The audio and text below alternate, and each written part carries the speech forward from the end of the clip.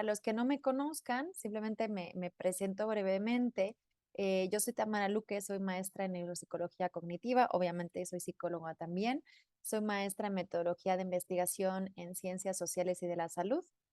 Soy coach creativa, soy experta en terapia neuroafectiva y soy autora de varias pruebas de evaluación internacionales, como la 2.2 o como el BRIEF-P en el ámbito del autismo, por ejemplo, o de las funciones ejecutivas.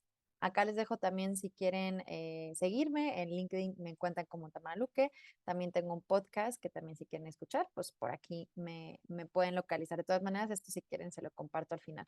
Pero bueno, era porque ya he venido tantas veces que no me había presentado rigurosamente como correspondía para las personas que era la primera vez que tienen ocasión de escucharme. Entonces, bueno, ya entrando un poco en materia, les contextualizo un poquito qué es lo que estamos viendo en estas clases. Estamos concretando o ahondando en determinadas pruebas que se utilizan habitualmente en evaluación neuropsicológica. Esto forma parte bueno, de un conjunto más amplio de clases que nos hemos ido ahondando en qué es la neuropsicología, cuáles son las principales funciones que cubre, cuáles son los principales requisitos para ser neuropsicólogo, los retos que nos enfrentamos, cuál es el proceso de evaluación neuropsicológica, ¿ok? Y también la redacción del informe neuropsicológico, perdón. Esto se lo pongo en contexto porque, bueno, si justo esta fue la primera clase que asistieron con nosotros, les invito a que puedan visualizar también las previas de las semanas y meses anteriores para poder conocer. Aún así, intentaré en aquellos puntos en los que a lo mejor pueda haber duda aclararlo, pero para que podamos avanzar, les animo a verlas también si algo se les quedó en duda.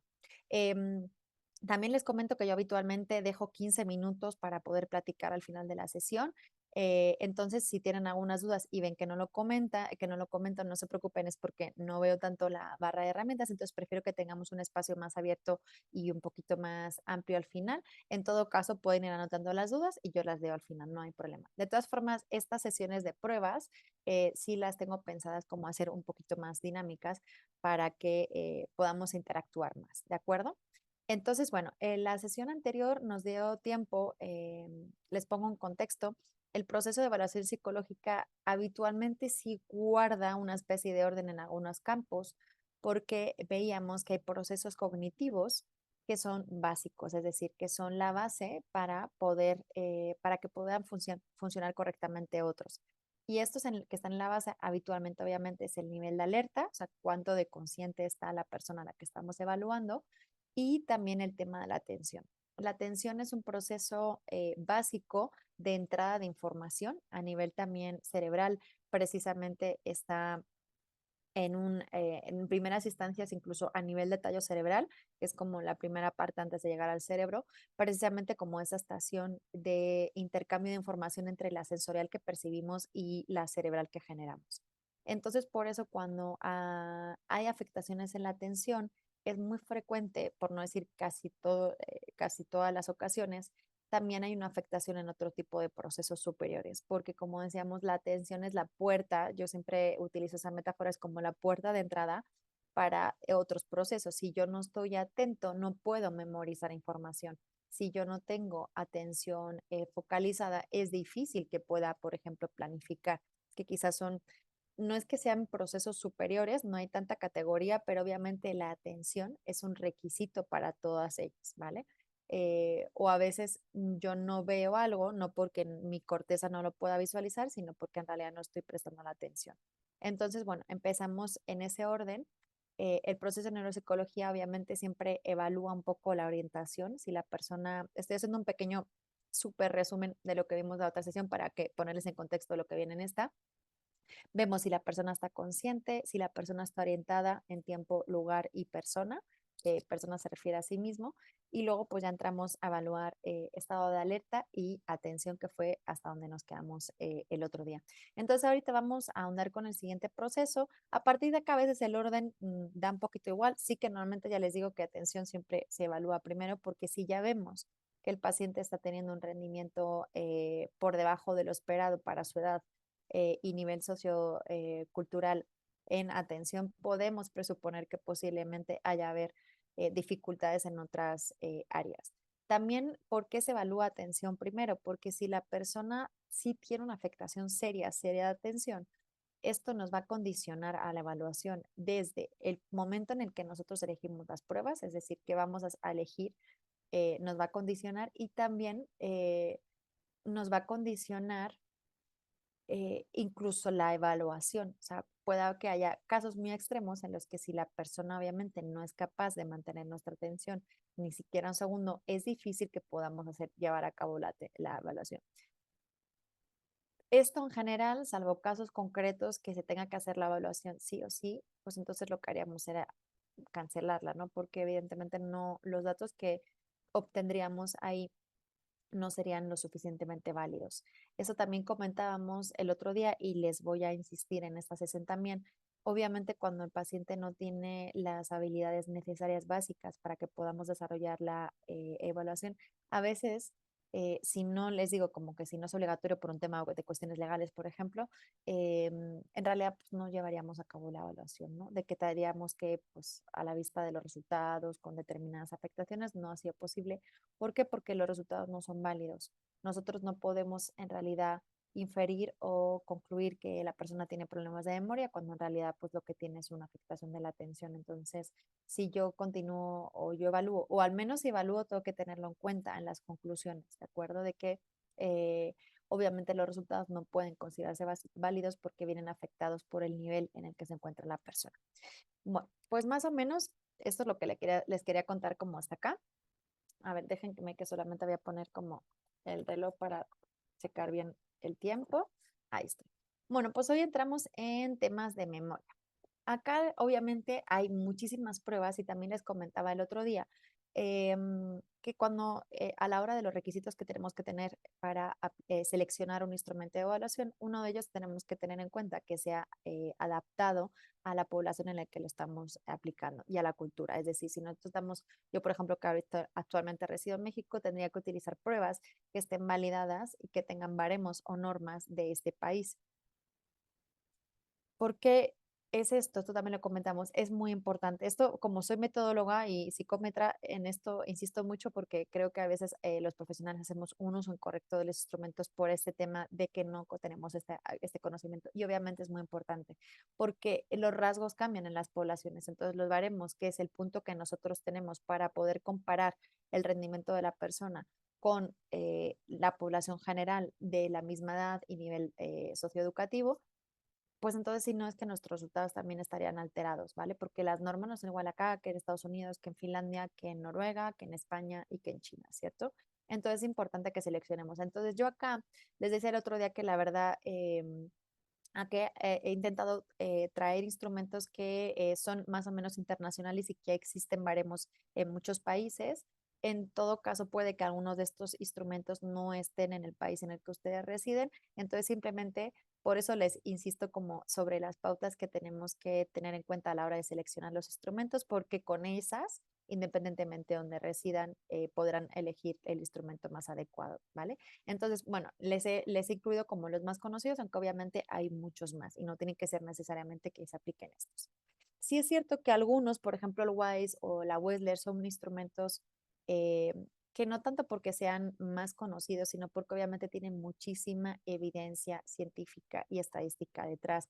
Entonces, normalmente los utilizamos porque también nos permite comparar resultados entre incluso países y bueno, son pruebas muy sólidas, ¿no? A nivel psicométrico.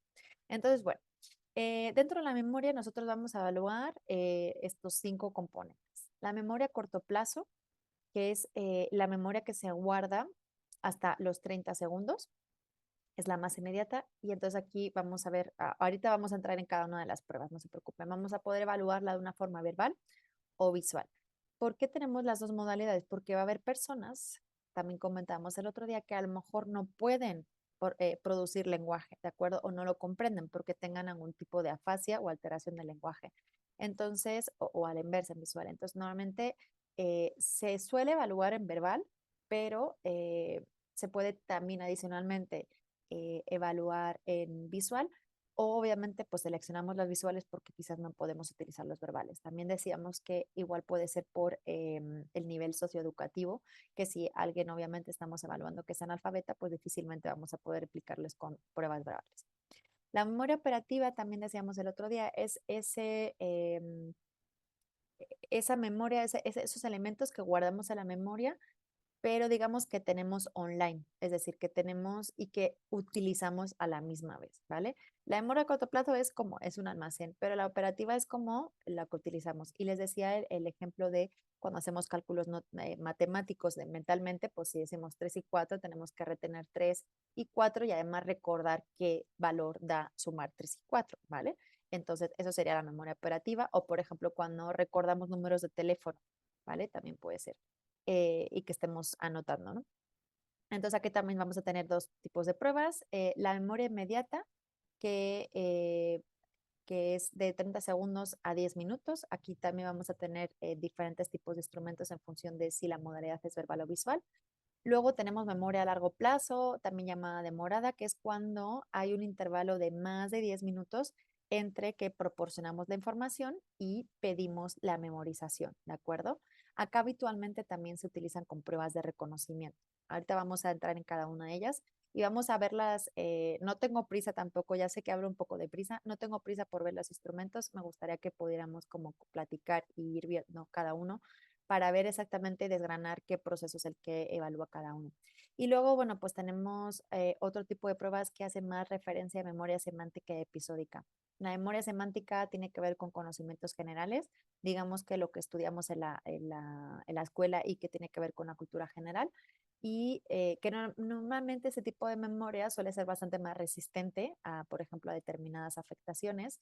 Y la memoria episódica que obviamente tiene que ver con sucesos, hechos autobiográficos de la persona. Y esto tiene que ver más, eso sí es mucho más vulnerable al deterioro. Bueno, entonces, por ejemplo, letras y números del WISE es una prueba que se utiliza mucho. Acá lo vamos a encontrar y que esta es la típica prueba de excelencia de la memoria a corto plazo o también llamada memoria operativa. Acá lo que tenemos son una serie de letras y números que se leen en la dirección tal y como lo están viendo en pantalla y se le pide a la persona que lo repita en el mismo orden. Como ven, cada elemento, cada conjunto de elementos va aumentando la complejidad en número de ítems, en número de elementos, con lo cual, bueno, pues en función de las normas de la prueba, pues vamos a ver cuál es el número máximo de elementos que puede recordar la persona. Acá no sé por qué no tengo. Ah, bueno, perdón. Hay otra también que está, que es solamente de dígitos. Otra en el WISE también es solamente dígitos, entonces hace el mismo ejercicio. Creo que es porque la puse en atención y por eso no está acá en este lado. Esa hace la misma dinámica, solo que repetimos dígitos y en una segunda ocasión lo que hacemos es que le repetimos, le decimos una serie de dígitos de la misma forma que van creciendo en longitud y le pedimos a la persona que lo recuerde en orden inverso. En orden inverso sí es una tarea de más que de memoria inmediata, de memoria de trabajo. Luego, ¿qué tenemos? Los cubos de Corsi. Esta es la prueba que les decía que tiene que ver con la memoria visual a corto plazo y también operativa. Vamos a ver que acá tenemos dos modalidades. Con la misma prueba podemos evaluar dos aspectos. Lo que hacemos es que igual que vamos diciendo los números, nosotros lo que hacemos, los evaluadores, los neuropsicólogos, vamos señalando los números, ¿vale? Para que en realidad nosotros, por ejemplo, perdón, en esta imagen ustedes están viendo los números. Eso es como lo verían ustedes como profesionales. La persona que tienen enfrente no están viendo los números, solamente ven la localización o la ubicación de las piezas. Por eso es que estamos evaluando memoria visual. Entonces, igual que con los dígitos, nosotros vamos señalando los números, ¿no? Dos números seguidos, luego tres, y la persona tiene que recordarlos. Si lo evaluamos así tal cual, eso sería memoria a corto plazo. Ahora que efectivamente, como les comentaba en el caso de los dígitos, hay una modalidad en la que nosotros podemos invertir el orden. Es decir, si yo, por ejemplo, acá estoy tocando el cubo 3 y el 8, le voy a pedir a la persona que primero toque el 8 y luego el 3, porque ¿no? Se cambia el orden, ¿vale? Hasta ahí más o menos se entiende la dinámica. Entonces, como ven, en el caso de del orden inverso, acá estamos trabajando memoria de trabajo, porque la persona tiene que recordar el orden, ¿vale? De la otra forma también, pero tiene que recordar, bueno, es otro proceso, ¿de acuerdo? Tiene que recordarlo a la vez que también lo está haciendo. Es más complejo hacerlo a la inversa que hacerlo en orden directo, ¿cierto? Acá tenemos luego otra prueba. Esta se utiliza mucho, bueno, en España es de origen español, pero también se utiliza en algunos países de Latinoamérica. Esta se llama el TABE, que es una prueba de vocabulario hecha en la Universidad Complutense, que tiene distintas pruebas que nos permiten evaluar muchísimas cosas, la realidad. Nos permite evaluar el aprendizaje, la memoria verbal inmediata, la de largo plazo, el reconocimiento y también algún tipo, si hay, por ejemplo, algún tipo de intromisión o demás. La modalidad es muy ecológica, hablamos de ecológico cuando las tareas se asemejan mucho a la vida real. Lo de los cubos, pues en realidad tampoco es que vayamos tocando cubos, a menos que estemos en los recreativos, como en el jueguecito eso de agachar monitos, pero bueno, aquí lo que se le proporciona a la persona es una lista de la compra, ¿vale? Entonces, ella tiene que recordar, puede ser en orden como sea, solo tiene que recordar lo que tiene que comprar y ya hay 5 ensayos. Y en los 5 ensayos se le repite. Esto que, el hecho de que haya más de un ensayo, ¿que creen que nos puede permitir evaluar?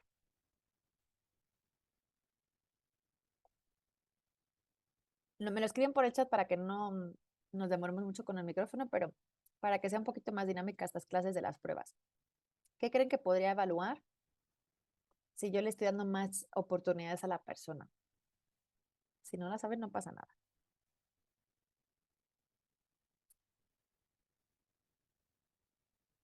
Les ayudo con la primera, ¿de acuerdo? Lo que hacemos al repetir las tareas varias veces es que podemos evaluar el nivel de aprendizaje. Si la persona recordó 3 palabras en el ensayo 1 y en el ensayo 5 a lo mejor recordó 5, 6 o 7 palabras, esto nos da información de que sí ha habido una curva de aprendizaje, ¿de acuerdo? Que la persona es capaz de aprender. Vamos a encontrar pacientes en los que por más que se lo repitamos 10 veces, se van a recordar 3, o sea, las mismas 2 palabras, las mismas 3, o incluso puede que al final a veces menos, pero eso puede ser más síntoma de que están cansados que de que en realidad estén perdiendo memoria, ¿no? Porque lo que han recordado al principio es posible. Entonces, esto lo aplicamos de seguido, entonces lo que podemos aprender o acá observar es la curva de aprendizaje. A ver, que no me deja, ahí está. Entonces, esto todo con la misma tarea, luego tenemos una prueba en la que tenemos un recuerdo a corto plazo. En este caso también vemos si la persona se beneficia de claves semánticas. Claves semánticas, por ejemplo, es, ok, si yo le digo toda la lista, la persona puede que no recuerde toda, pero lo que yo puedo hacerle es categorizarlas, porque en realidad la lista, todos los elementos vienen divididos en 4 categorías: especias, herramientas, frutas y prendas de vestir. Entonces yo lo que hago es que a la persona le digo, de la lista que te he dicho, dígame cuáles son las especias, cuáles son las frutas. Esto es una clave semántica, es una pista semántica. Cuando decimos que hay clave fonológica o pista fonológica es cuando le decimos por la letra por la que empieza o la sílaba, ¿vale? Es más al fonema. En este caso tiene que ver como con la semántica de las palabras. Y aquí vemos si recuerdan más palabras al decirle la pista de la semántica. A ver, no lo tengo aquí más. Bueno, luego hay otra tarea en la que se hace otro tipo de tarea entre medias y se le pide que otra vez recuerde la lista. Eso sería memoria a largo plazo porque le tenemos que pedir que haga una tarea que no sea verbal para que no haya interferencia. Entonces, habitualmente ahí aprovechamos, hacemos algún tipo de tarea que sea de dibujo o de imágenes. Y ahí lo que hacemos es que a los 10 minutos se le aplica la prueba de recuerdo y ahí lo que evaluamos es la memoria a largo plazo. Y luego hay una última prueba en la que se le dice, yo le voy a decir una serie de elementos, me tiene que decir cuáles de estos elementos estaban en la lista inicial de la compra y en cuáles no. Bueno, porque hay una tarea entre medias en la que se le da otra lista alternativa. Se le dice, ok, aquí, pues esta es la de las 5 intentos, pero te voy a dar otra lista nueva para otro día. A veces para que no se haga lío, para que no se confunda el paciente, lo que decimos es, esta es la lista de la compra del lunes, pero ahorita le voy a decir la lista de la compra del sábado, ¿vale? Para que sepa, identifique qué son dos. Entonces, bueno, luego se identifica y vemos que a veces aunque la persona no sea capaz de evocar, puede ser que el recuerdo, el reconocimiento sí está. Eso significa que la información se ha almacenado correctamente, pero hay un problema de recuperación. ¿De acuerdo? Entonces, cuando reconoce, sí, cuando se le licita, sí lo puede acceder a esa información, pero cuando perdón, cuando le pedimos que lo evoque así sin nada, le cuesta, ¿vale? Es un problema de recuperación, no de almacenamiento, ¿de acuerdo? Eso nos da es información de que obviamente ha recordado la información. Luego tenemos, por ejemplo, otro ejemplo de prueba, tenemos el test de recuerdo facilitado, que nos permite también evaluar aprendizaje, memoria verbal inmediata y a largo plazo libre, que es cuando no damos ningún tipo de pista, y recuerdo libre. Entonces aquí, por ejemplo, ¿no? Le damos una categoría, son ese tipo de palabras, los ítems, y tenemos distintos ensayos. En realidad, la secuencia de funcionamiento es prácticamente igual a la que hemos visto en el otro instrumento. Textos. En la Wessler, que también es un instrumento bastante conocido, también tenemos dos pruebas que utilizamos mucho para evaluar memoria. Vamos a encontrar la memoria inmediata y aprendizaje en textos 1 y en textos 2 vamos a evaluar la memoria a largo plazo y el reconocimiento. Entonces, lo que se hace es que se hace un texto, que es la memoria inmediata, ¿no? A ver si los tengo por acá. Ajá. Se lee un texto, a veces cambian algunas adaptaciones a otros países, pero bueno, por ejemplo, por eso le disculpaba que esta es la versión española. Ana López de Sevilla la Nueva, empleada como cocinera en la cafetería de una empresa, denunció a la comisaría de policía que había sido asaltada la noche anterior, además es un párrafo que no tiene puntos, con lo cual es a veces muy difícil leerlo cuando uno está es evaluador. Por eso también les decía al principio, hace unas sesiones atrás, lo importante que es que los neuropsicólogos practiquen y que tengan un entrenamiento antes de aplicar estas pruebas, porque algunas, la verdad, también nos ponen en prueba, en reto a nosotros. Entonces, como ven, este es el cuadernillo de anotación. Entonces, bueno, por cada uno de los elementos que aparecen en la columna que ven más a su izquierda, nosotros si lo ha recordado correctamente puntuamos un 1, si no es así le puntuamos un 0, ¿vale? Y entonces ahí nos da el criterio de puntuación en el que el Wessler pues nos dice también qué es lo que considera un punto y qué es lo que no. Entonces se aplica la primera prueba, el instrumento, y se les pregunta inmediatamente después. Luego se le aplica el texto B, que es diferente, y también se hace el mismo cuestionario. Este texto es un poquito más largo. Entonces, en este caso, si no me acuerdo, es alguien que escucha algo de la radio y hay un accidente aéreo en el aeropuerto, ¿no? Que no puede volar.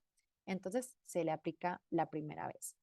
Luego, a ver, que no me deja, perdón, volver, se le vuelve a preguntar por el texto 2, ¿vale? Entonces, el texto B, perdón, se le vuelve a preguntar. Entonces ahí vemos si ha habido aprendizaje, porque se lo volvemos a leer y entonces si ha recordado más elementos que en la primera vez que le aplicamos el texto B, es que hay una curva de aprendizaje, ha aprendido la persona.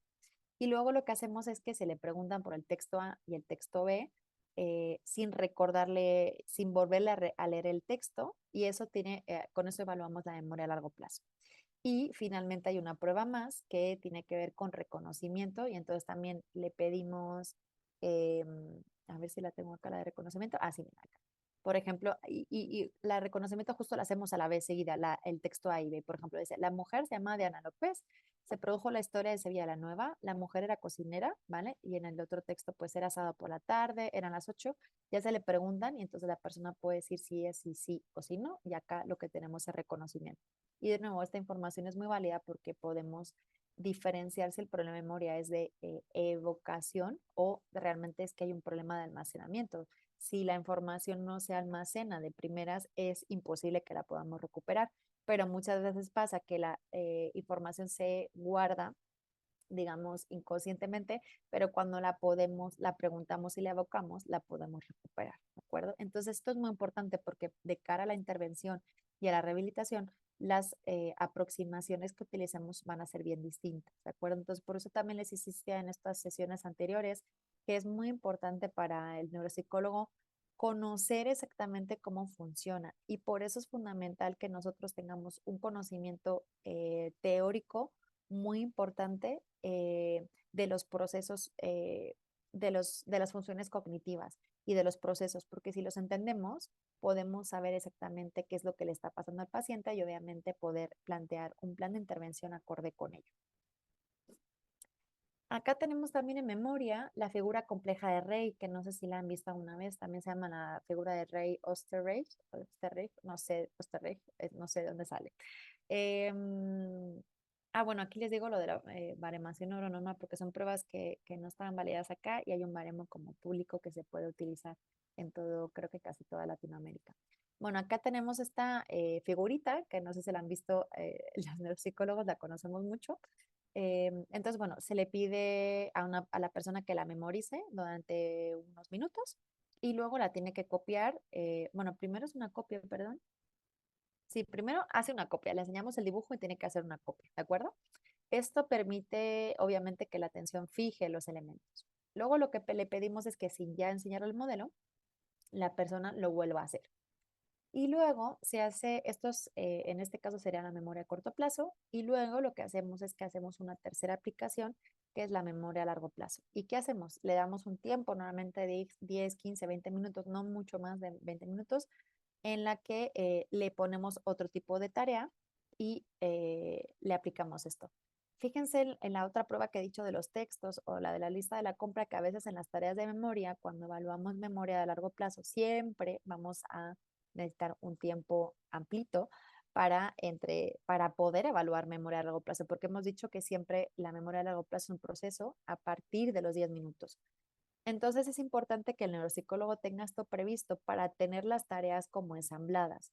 Y también porque cuando estamos haciendo una tarea de memoria verbal, no podemos utilizar, se dice una tarea distractora en ese intervalo, no es recomendable, por no decir que no se debe hacer, poner una tarea verbal, porque si le ponemos, imagínense otros textos, si yo estoy haciendo una lista de la compra y luego le pongo los textos, ahí puede haber interferencia, ¿de acuerdo? Son informaciones muy seguidas y entonces puede haber mucha interferencia.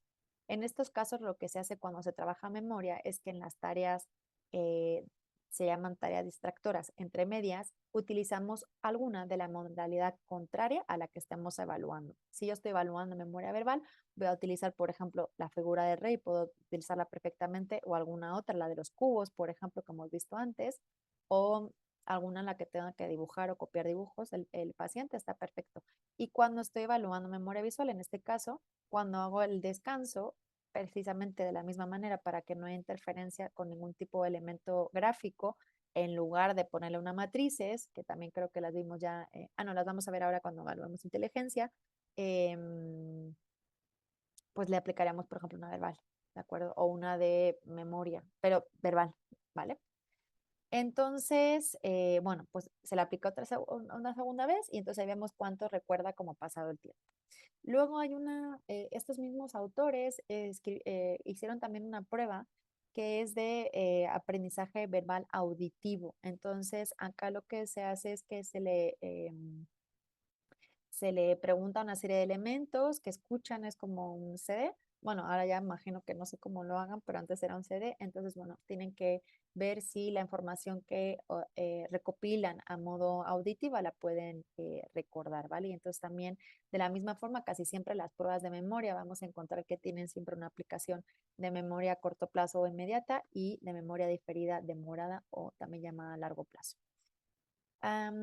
También acá, de la misma forma, tenemos el California Verbal Learning Test, que precisamente es el California, este es muy similar al TAVIC, solo que este es un instrumento que está elaborado en población anglosajona, entonces digamos que creo que no hay una adaptación al español.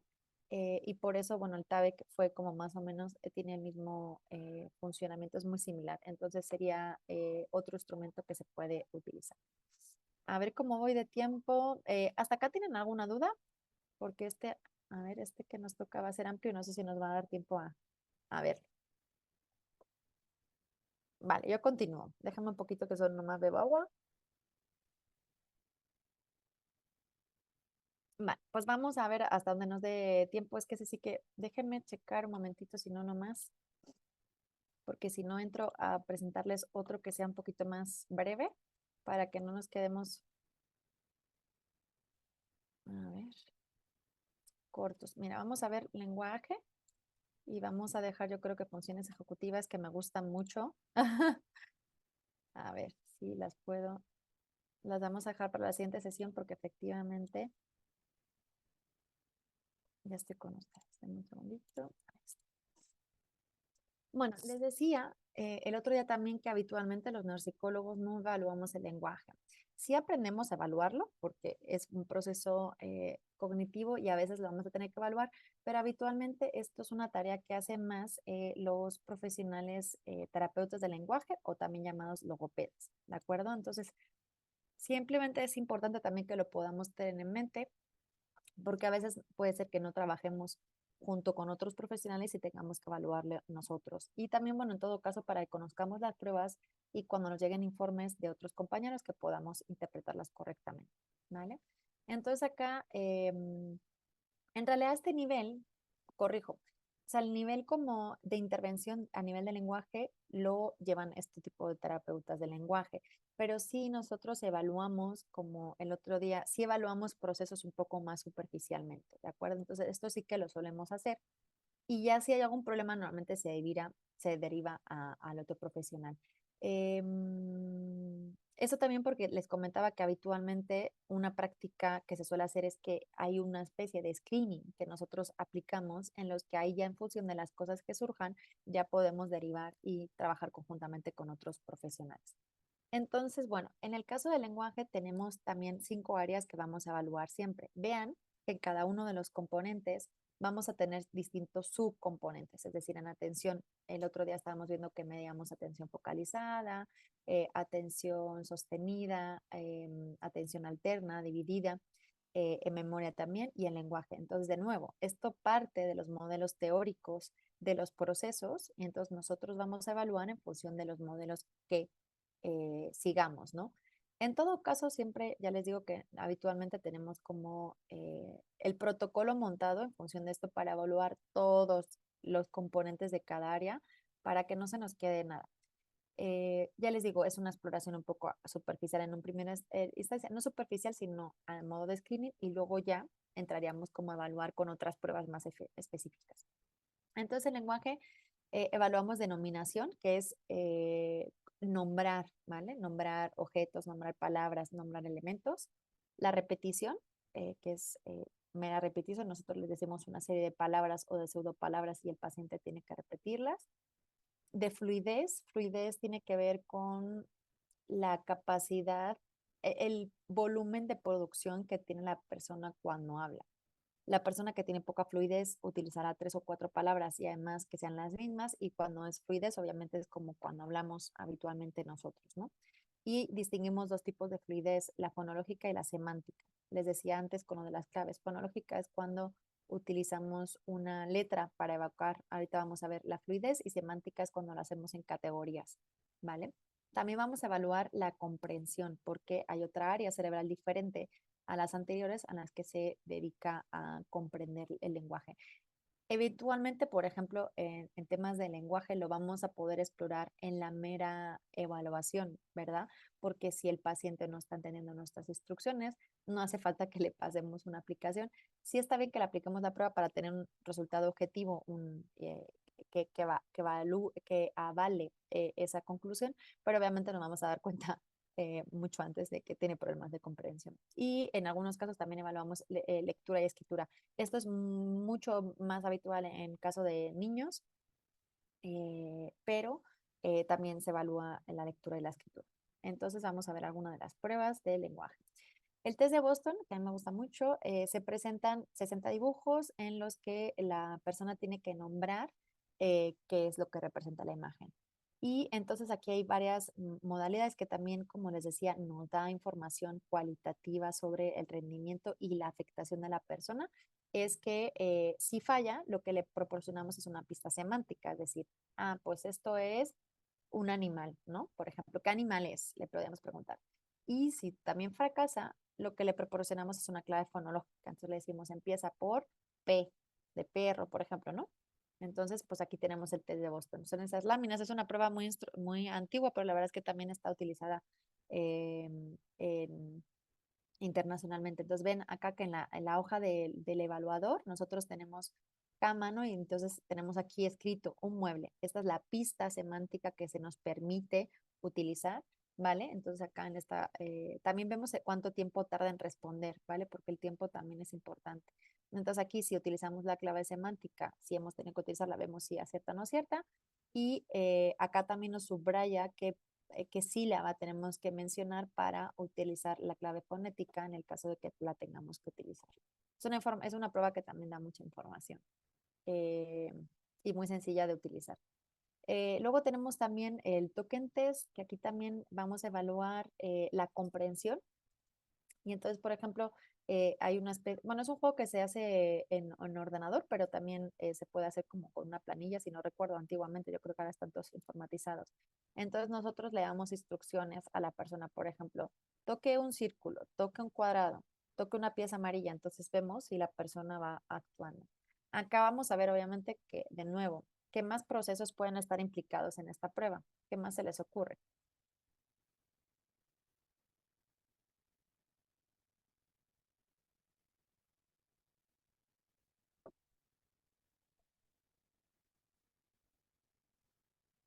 Bueno. Les voy a perdonar por hoy, pero no se me acostumbran. No hemos visto todavía esa parte, pero hay una serie de aspectos que también evaluamos que es rastreo visual, que es la capacidad que tenemos de nuestros ojos y nuestro cerebro de prestar y hacer, bueno, un rastreo, ¿no? Entonces, cuando hay fallos en rastreo visual, pues puede que la persona solamente vea una sección de los elementos que le estamos proporcionando. Y obviamente, pues acá vamos a tener también una condición en el caso de que el paciente tenga un tipo de afectación motora. Entonces, de nuevo, esto tendríamos que tenerlo en cuenta porque pues entonces utilizaríamos otra prueba que estuviese más adaptada, ¿de acuerdo? Entonces es importante que siempre tengamos en cuenta las dificultades del paciente para utilizar los instrumentos más adecuados. Entonces acá estamos viendo, obviamente vamos a explorar temas visuales, temas motores, memoria, si la persona se acuerda si la persona falla porque no ha entendido el lenguaje o porque no recuerda la instrucción, de nuevo, aquí tenemos un tema o porque no tienen problema de atención. De nuevo vemos que cada prueba puede evaluar muchísimos aspectos y tenemos que tenerlo todo en cuenta. Luego hay baterías específicas, por ejemplo, como esta que se llama beta, que está específica para trastornos afásicos. Vamos a encontrar afasias de producción, perdón, o de comprensión o mixtas. Entonces, bueno, hay instrumentos concretos para poder evaluar porque en determinadas afasias hay algunos componentes que sí quedan preservados y otros no, y podemos utilizar estos instrumentos.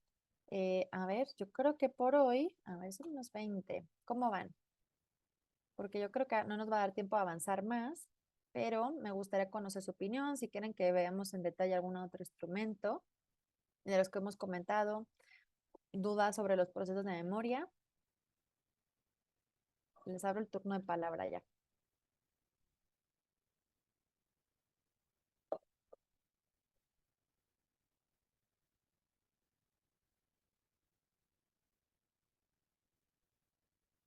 A ver, déjame ver si no si hay. Es que igual no me quiero quedar como la mitad.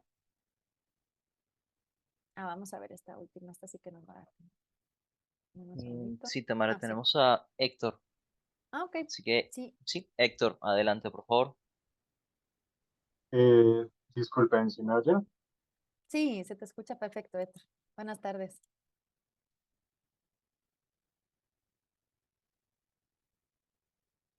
¿Sí? ¿Héctor? Ahorita ya te Sí, puedo perdón, escuchar. es que Ya, sí. el micrófono se había muteado, digamos. Pues yo tengo una pregunta es en cuanto a la diferencia entre la memoria a corto plazo y a largo plazo, porque digamos los test y las pruebas que se hacen son diferentes, pero es posible, por ejemplo, poner un test donde sea, por ejemplo, la mención de un número como es el de memorial a corto plazo y que aplique también a la de largo plazo. Es decir, como ¿cuál sería la diferencia fundamental entre esas dos cosas como para que los test funcionen específicamente para cada cosa? Claro, muy buena pregunta, Héctor. Gracias por ella porque igual no lo expliqué bien. Podemos utilizar la misma prueba, como ves, hemos utilizado la misma prueba, solo que lo que tiene que ver es, perdón que me silencié, Laura. Es que ya ven que hay, sí, ahí estamos, perdón, ya estamos. Utilizamos la misma prueba, pero lo que tiene que ver es cuánto tiempo, a ver, ¿cómo lo explico sencillo? ¿Cuánto tiempo le damos a la persona para responder? Es decir, si yo le aplico el texto y le pregunto inmediatamente después, es memoria a corto plazo, ¿de acuerdo? Ahora, si yo le digo el texto, hago otras cosas con el paciente y le pregunto después de 10 minutos, ya sería memoria a largo plazo, ¿de acuerdo? El tema tiene que ver solamente, la diferencia es con tema temporal. Entonces, ¿cuánto tiempo pasa desde que le presentamos el estímulo a que le pidamos la respuesta al paciente o a la persona? ¿Vale? Entonces, esa es la diferencia. Yo le aplico la misma prueba, pero se lo voy a preguntar 10, 15 o 20 minutos después. Mucho más no, porque ya igual ya sí que puede ser un tema de olvido, ¿no? Pero normalmente le damos 10, 15 minutos, entonces le preguntamos. Y si le pregunto inmediatamente, es memoria inmediata. Si le estoy preguntando un ratito después, memoria a corto plazo. Pero es justo el componente temporal lo que diferencia de una tarea a otra. Pero es la misma, o sea, la tarea es la misma, solo que lo que evaluamos depende del tiempo. Y igual que en la memoria o sea, la de la previacita de la figura del rey, esa que es como una casita invertida, pues igual nosotros le pedimos que la copie y luego le decimos que la dibuje de memoria. Pero luego lo que hacemos es que le distraemos con otras tareas, que en realidad pues seguimos evaluando, ¿no? No le distraemos al uso. Y entonces le volvemos a aplicar que 10, 15, 20 minutos después. Es un tema de tiempo. Pero muy buena pregunta porque es muy fácil confundirse ahí. Gracias, Héctor. Es que tuvimos que silenciarte porque se escuchaba mucho ruido de fondo. Por si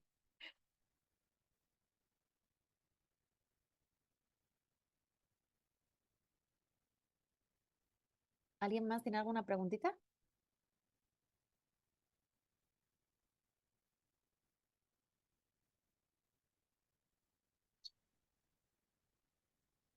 Ok, Sí, si no les... Tamara. Bueno, sí. en caso de que no haya alguna pregunta, ¿no? Por si acaso, ¿no? Este tipo de tests, ¿hay alguna edad en la que se recomienda tomarlos para justamente tratar de buscar alguna medida preventiva, ya sea para mejorar memoria o para tratar de evitar la pérdida de ella? ¿Alguna edad, Ah, algún rango de edad en el que este tipo de test se recomienda comenzar a tomar para justamente ir viendo si hay una degeneración o no en lo que sería pérdida de memoria? ok. Sí, vale, estaba entendiendo la pregunta otra parte. Bueno, cada prueba tiene, obviamente también, no se lo comentaba, también hay algunas pruebas que tienen una restricción de edades, es decir, no se pueden aplicar a todas las edades y esto es importante que lo podamos respetar. Entonces, para detectar algún tipo, o sea, para detectar demencia o así, obviamente tenemos que hacer una evaluación más completa, como también hemos podido comentar en otras ocasiones, no solamente basarnos en el resultado de una sola prueba o de dos, si nos hace una evaluación más completa. Normalmente es cuando ya tenemos sospecha de que algo no está yendo bien. Entonces, no tienen, normalmente el WISE y el Wechsler están tipificadas, creo que desde los 5, o sea, no sé, desde que tenemos como la primaria, o sea, 6, 7, 8 años, hasta los 90. Entonces, se pueden aplicar en todo rango de personas. Ahora, si lo que queremos es estimular para que no haya deterioro, que es otra cuestión aparte, normalmente, obviamente, no se utilizan las pruebas de evaluación, porque si no, estaríamos entrenando a la persona a responder la prueba y eso podría influir en que luego cuando se le hace un informe, ¿no? O sea, cuando se hace una evaluación. Entonces, acá lo que normalmente nosotros cuando trabajamos con otros materiales de estimulación y rehabilitación. Rehabilitación es cuando hay un daño, intervenimos. Y en el caso, por ejemplo, para prevenir un deterioro temprano, lo que hacemos los neuropsicólogos es que trabajamos en una estimulación, ¿vale? Entonces ahí utilizamos diferentes elementos que no solamente no son las pruebas de evaluación que utilizamos, son otro tipo de materiales que habitualmente pues creamos los propios profesionales, ¿no? Y se hacen pues al final luego ya sí en la estimulación se utilizan a lo mejor juegos de cartas, juegos de mesa o tareas mucho más ecológicas, ¿no? Que son como de la vida normal. No sé si con eso respondí a tu pregunta, Leonardo. Sí, Sí, así es. ok. Gracias, Gracias. Tamara. Tomé, sí, si tenemos tiempo, no se preocupen que tengo ahí también un par de diapositivas ahí para ver temas de praxias, así que no hace falta forzar. Tomé, buenas tardes. Una pregunta, ¿cómo aplicar la interferencia psicológica humana para recuperar la evolución de la mente positiva? Es que esta pregunta siento que es, no, como que no viene muy a la temática que estamos abordando hoy. Porque bueno, estamos basándonos, hoy sí que lo que estamos más tratando es de procesos.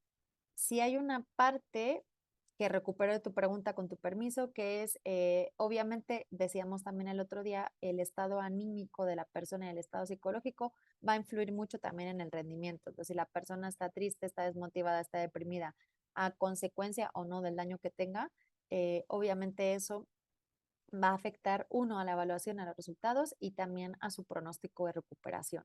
Entonces, por eso les decía y les insistía también en sesiones anteriores que es muy importante hacer un abordaje holístico, ¿no? O sea, integral en el que también podamos proporcionar un apoyo psicológico adecuado a las personas para que eso también no influya, bueno, primero para que esté bien, ¿no? Y lo segundo, para que también el trabajo que se hace desde todas las disciplinas pueda ser mucho más fructífero y tenga mejores resultados. Herminda, buenas tardes.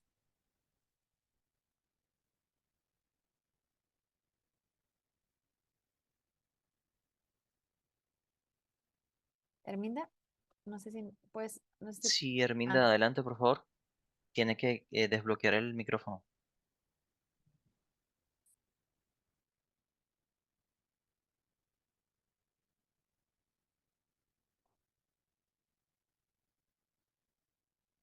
ok, mientras vemos que igual no sé si la levantó por error, tengo aquí otra pregunta de María Delfina en el chat. Buenas tardes, yo quería preguntarle cuando una niña sufre un poco de impulsividad, no te responde, te habla cualquier cosa, pero menos lo que le preguntas con qué herramienta se tendría que evaluar. Esto justo lo vamos a ver la próxima semana. Esto es un tema de funciones ejecutivas. Bueno, la próxima semana, la próxima sesión. Vamos a estar 4 años aquí hablando de pruebas. No. Hay pruebas de impulsividad. En realidad acá lo vamos a ver, la impulsividad se ve también durante toda la evaluación, es algo como que vamos a observar tangente en toda la evaluación, pero ahorita justo para niños no tengo en mente porque la verdad les reconozco, yo no soy especialista en niños, yo no soy neuropsicóloga infantil, entonces no tengo en mente, ay, es que hay una que es muy conocida, pero ahorita no recuerdo, se la voy a deber para otra. Em, Esto sí también es importante porque habitualmente, igual que el pediatra, no es igual que el médico general. eh, neo- n- para ser neuropsicólogo infantil sí hay que tener una disciplina o una formación específica en neuropsicología infantil porque sí conlleva otra serie de complejidades la evaluación con niños porque obviamente tenemos que tener claro que en el caso de los adultos damos por hecho que todos los procesos ya están adquiridos y suficientemente desarrollados, con lo cual sí podemos determinar, ok, a esta persona ahorita le resta o ya no tiene un buen funcionamiento en esto, en este proceso o en esto.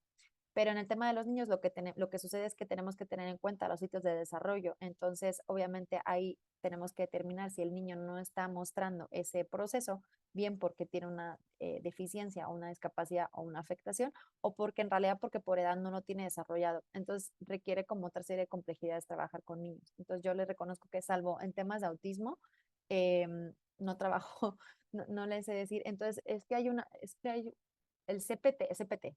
El CPT es de atención. Ahí va.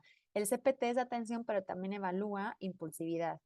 También podemos pasar el STRUP, que aunque sea también de atención, también hay una parte en la que se puede evaluar, bueno, más que impulsividad como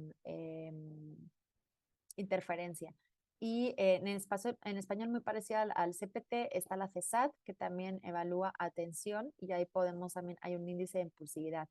También el CARAS R también tiene un índice de impulsividad que además ese le creé yo, soy como la adaptadora de esa prueba y entonces yo creé como el índice de impulsividad para precisamente dar una información cualitativa más importante con la prueba. Entonces normalmente pruebas de atención van a darnos indicadores de impulsividad. ¿Vale? Luego sí que luego también hay otros cuestionarios que igual no para el niño o la niña, sino también hay otros cuestionarios que le aplicamos a los papás que tienen que ver más con comportamental. Entonces a ellos les preguntamos información. Por ejemplo, con 8 años podemos aplicar el BRIEF-P, que tiene que ver con función ejecutiva y si hay una parte de más que impulsividad, de desinhibición. ¿vale? Entonces también podríamos aplicar el BIEF, que también está, el BIEF es internacional y tiene, yo creo que tiene baremos latinoamericanos y españoles, está también adaptado. Sí, hasta ahí sí que, en temas de atención, sí, hasta ahí se les voy a ver, verán que casi todas las pruebas que les voy a traer estos días van a ser más para adultos, algunos valen para todos, pero bueno, obviamente por la prudencia de que soy más experta en adultos que en niños. A este respecto, bueno, la próxima semana justo vamos a ver funciones ejecutivas, que como les digo, impulsividad tiene que ver con atención, pero también tiene que ver con desinhibición, que eso tiene que ver más con funciones ejecutivas que vamos a ver la próxima semana. Bueno, el 17 creo que es la siguiente cita que tenemos.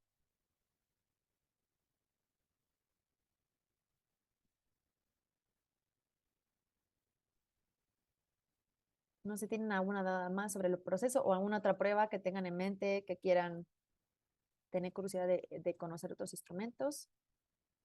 Es que no les queda como tantísima información, entonces vamos a dejar yo creo que por acá para poder ver funciones ejecutivas con calma la próxima semana.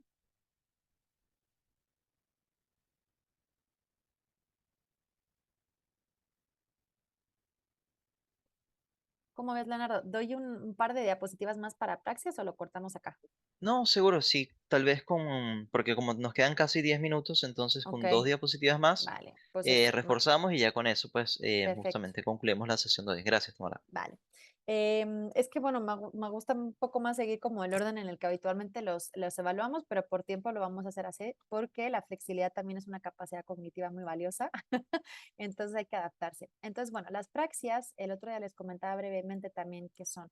Las praxias tienen que ver todo con los componentes motores, ¿vale? Entonces evaluamos la motricidad fina. Les digo de nuevo, en el caso de los niños se les evalúa de otra forma, pero tiene que ver todo con componentes motores. Entonces, a ver si pasa la diapositiva aquí.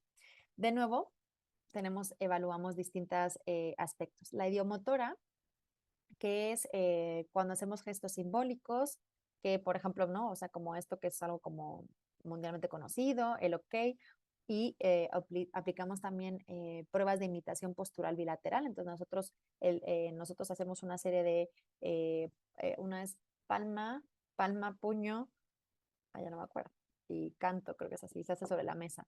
Entonces nosotros hacemos una secuencia de posturas y le pedimos al paciente que la imite. La ideatoria tiene que ver más, son gestos, acciones motoras que tienen una función. Por ejemplo, meter la carta en un sobre, encender una vela con cerillas. Le pedimos a la persona que haga como si, bueno, lo de la carta en el sobre a veces sí lo tenemos como material y lo utilizamos, pero a veces le decíamos como si estuvieses utilizando un serrucho. Fíjense lo que va a hacer, digo, utilizando un serrucho. Esto es una respuesta incorrecta. ¿Por qué? Porque en realidad nosotros no utilizamos el serrucho así, nosotros agarramos el serrucho. Esto es simbólico, ¿vale? Estoy haciendo como que a mi mano es el serrucho, pero en realidad cuando yo utilizo el serrucho lo agarro del mango. Entonces el gesto natural sería este. Luego tenemos praxias visoconstructivas que tienen que ver con la composición de elementos, ¿vale? Por eso visoconstructivo es como construir elementos con un componente visual. Acá también aplicamos la figura de rey. A ver, es que no sé si tengo, vale, no, voy a, perdón. En la diatura tenemos, por ejemplo, una serie en el CANCO, que es una prueba que especialmente está diseñada para trastornos de memoria, más bien. Entonces aquí tenemos eso, la secuencia de movimientos de objetos reales o mímica, que es hacer como si, que es lo que les decía para decir la prueba. En la visoconstructiva tenemos la figura de rey, los cubos, que ya los vimos en el WISE, o el TBA, que es una prueba que también ahorita vemos algunos componentes y que hemos estado viendo anteriormente. Y el TBA también tiene otra prueba que se llama copia de figuras sencillas. Entonces nosotros le ponemos varios dibujitos y la persona tiene que copiarlos, ¿vale? Luego, las praxias, hay otro componente que tiene que ver con la vestimenta. Entonces, o bien le pedimos a la persona que se abroche la camisa o que se la desabroche. A veces eso, bueno, siempre y cuando podamos hacerlo. Obviamente no le podemos decir al paciente que se quite la camisa, ¿no? Siempre y cuando, pues, eh, tenga otra camisa debajo, o bien a veces tenemos camisas o otra ropa como utilería dentro del despacho, ¿no? Pero también si no le podemos preguntar o preguntar a un informante, ¿vale? Como tienen dificultades para vestirse. Por ejemplo, acá pues eso, los botones suelen ser problemas y los cordones también son como otras cosas que le decimos. Por ejemplo, si le podemos decir que se desate o se desate los cordones y a veces, de hecho, hay unas pruebas, ahorita no me acuerdo qué es, que tiene como un cordón, es como un cartoncito que tiene unos cordones simulando como unas zapatillas, entonces ahí podemos ver si la persona es capaz de atarse los cordones. Y luego tenemos también una parte de la evaluación de las praxias que tiene que ver con la marcha. Cuando la marcha está afectada se llama ataxia. Entonces, normalmente esto es algo que observamos cuando el paciente llega a nuestro despacho, a nuestro consultorio, y también, bueno, lo que nos dice la persona o bien también el informante, ¿vale? Entonces, vemos si tiene algún tipo hay algunos que caminan como para un lado, hay algunos que literal se caen como para un lado o que van como medio torcidos o que, bueno, pues todo esto o que van con los pies como metidos, hay que como observar todo ese tipo de cosas. Entonces, ay, perdón, pensaba que estaba temblando. La imitación postural, entonces hacemos varios gestos, ¿no? Y le pedimos al paciente que las imite. El canjo, bueno, estas son las pruebas que se le aplican, por ejemplo, dibujar un pentágono, dibujar una espiral, dibujar una casa, dibujar un reloj. Luego se le dice que ponga un sobre en un papel en un sobre, que diga adiós con la mano, que haga también como si utilizase las tijeras. De nuevo, no es que haga así, sino es como así, ¿no? Las tijeras las agarramos como con los dedos. También que haga como se lave los dientes, ¿vale? Entonces aquí también vemos praxias también como motoras habituales. Como ven, los dibujos que les pedimos son muy básicos, no son dibujos en 3D ni nada que ver, simplemente les pedimos como dibujitos muy sencillos. Otra prueba que utilizamos acá también en praxias puede ser cubos de Wise, en las que los cubos tienen diferentes caras y lo que hacemos es que, como ven en la imagen, tienen un modelo y le pedimos a la persona que sea capaz de reproducirlo. Y bueno, va por tiempo. De nuevo, como también dijimos en alguna ocasión, igual si estoy evaluando para un informe, si soy estricto con el tiempo, si no, pues a veces lo puedo dejar más tiempo a la persona que lo haga para ver si con más tiempo lo puede resolver, ¿vale? Porque el tiempo también es una presión.